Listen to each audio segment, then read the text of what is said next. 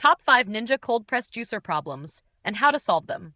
If your Ninja Cold Press Juicer is giving you trouble, don't worry. These are the 5 most common problems people run into, and here's how to fix each one fast. The 1.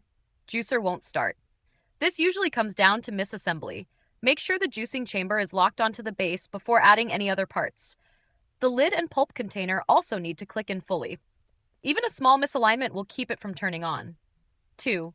Produce isn't juicing well. If you're getting poor juice output or chunky results, the problem might be how you're prepping your ingredients. Make sure to cut produce into small chunks and avoid overripe or mushy fruits. They clog the filter fast. A produce prep brush makes rinsing and cleaning firm fruits easier before juicing. I've linked the one I use below. It's soft, food safe, and great for things like apples and carrots. 3. Juicer stops mid-use. This usually means the motor is overheating or the auger's jammed.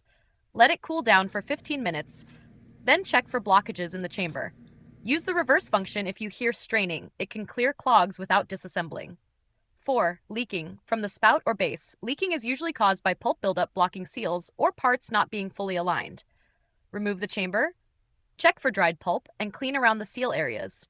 A narrow, soft brush makes this easier, especially under the spout flap and groove notches. I've linked the same one I use in the description. It clears stuck pulp without scratching. 5. Parts won't click together.